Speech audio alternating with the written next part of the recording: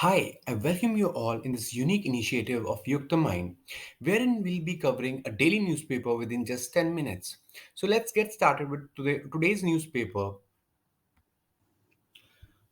So the first news is about Pradhan Mantri Poshan Shakti Nirman, that is PM Poshan, the erstwhile midday meal scheme. So the Union Ministry of Education has written to state governments to procure pulses, that is chana dal, for the Prime Minister's portion from NAFED, the apex organization of marketing cooperatives for agriculture produce. Buying from NAFED, that is National Agricultural Cooperative Marketing Federation, the states can benefit from economies of scale and assured subsidized rates in the interest of students, as per the Union Government of India. A brief background about the portion. It was earlier called the Midday Meal Scheme. The scheme was cleared by Cabinet Committee of Economic Affairs in September 2021. It provided one hot cooked meal in government and semi-government aided schools from 2021 to 2022 to 25 to 26. A centrally sponsored scheme, it covers about 11.8 crore uh, uh, children in classes 1 to 8. Now, moving on to our second news article, it's about an example that can be used in your mains answer for climate change and rising water level. According to Odisha's climate change action plan made by its Forest and Environment Department, of the coastal length of 480 kilometers in Odisha, nearly 187 kilometers is exposed to erosion and considered stable.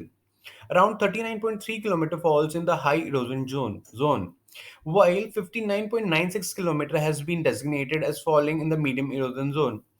The news is regarding submersion of many coastal Odishan villages underwater. So the third news is about India's G20 presidency. There are few quotes that one can quote in our mains answer to enrich them. So basically, the PM has recently said, guided by the principle of one earth, one family, one future, and in line with the ethos of Vasudhaiva Kutumbakam, India's G20 presidency has worked to further global good and create a better planet. So, few things that we can remember about our G20 presidency is all 13 Sherpa track working groups and 8 finance track works streams, 11 engagement groups, and 4 initiatives have embarked on substantial interactions. A new working group on disaster risk reduction, a new engagement group, Startup 20, and a new initiative, a Chief Science Advisors Roundtable, have been operationalized in India's G20 presidency. The next article is written by Rakesh Asthana, former IPS officer. The entire article seems to be important from internal security point of view. So let's get into the article. So he makes a case that the terrorist drug nexus, why drug trafficking is a serious security issue.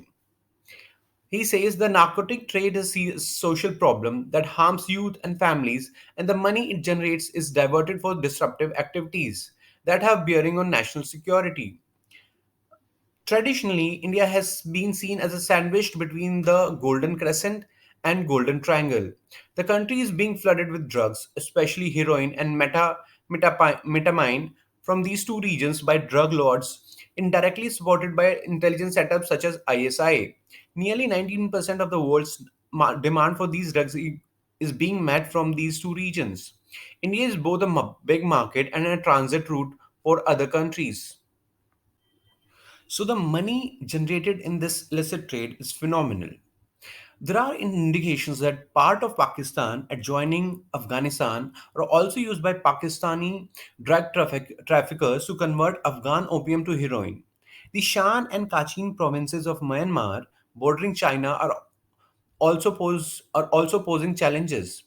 These heroin and metamine producing areas have porous borders and are reportedly under the control of rebel groups. They are indirectly supported by the Chinese. Illicit arms are manufactured here and supplied to underground groups active in India. The maritime route has also become very active after the recent developments in Jammu and Kashmir. The use of drones to supply drugs and weapons across the border in Punjab is a new phenomena, and law enforcement agencies are working out strategies to neutralize them. Investigations have indicated that connection of drug traffickers from across borders with terrorist organizations like Lashkar-e-Taiba and Hizbul Mujahideen. The illegal money is used for terror activities sponsored by the ISI, the Pakistani intelligence agency. So, India has surprisingly also become a hot destination for cocaine, the supply of which is controlled by South American drug cartels. Recent investigations have revealed that the connection of these cartels with NRIs based in Canada, Australia, Singapore, Hong Kong, and several European countries, along with local drug lords and gangsters in India who have links with Khalistani terrorists and the ISI in Pakistan. Studies also reveal that 62% of the darknet is being used for illicit drug trafficking. Darknet markets are disrupting traditional drug markets because of their anonymity and low risks. Cryptocurrency payments and doorstep deliveries through courier services have made darknet transactions attractive. Concerted and coordinated efforts of all agencies will be required to tackle the growing threat. The success rate in catching traffickers using the darknet has been very low the world over. However, in January, February this year, the Narcotics Control Bureau of India busted an organized racket of darknet vendors and arrested several Indian nationals. So basically, it points out to the fact that drug cartels all over the world are networked and are using the darknet in a big way for trafficking narcotics, especially pharmaceutical, opioids, synthetic drugs made in labs using deadly chemical precursors. A new trend has emerged wherein organized gangs, which primarily used to carry out extortion activities in their local areas, are getting hooked to this network and are being used for drug trafficking and gun running. Quick and more money attracts these to such activities, but knowingly or unknowingly, they are getting into the trap of ISI and Khalistani elements settled abroad, especially in Canada, Germany, the UK, USA. It is easier for these terrorist groups to use these networks because they get ready made logistics to carry out these nefarious activities. The nexus between terrorists and organized gangs or underworld is a new and disturbing trend, which has to be tackled effectively by our security agencies. So the last and final news is about 13 people have died from an apparent heat stroke while attending a government award function in an open space in Navi Mumbai this Sunday. High temperature in itself is not fatal in such cases. The combination of high temperature and high humidity, remember high humidity, referred to as the wet bulb temperature, is what makes heat waves deadly. High moisture content in the atmosphere makes it difficult for the sweat to evaporate and bodies to cool down, as a result of which the internal body temperature increases sharply and is often fatal. The summer this year is predicted to be excessively hot because of the end of strong La Nina phase in equatorial Pacific Ocean, something that has a general cooling effect on the Earth's atmosphere.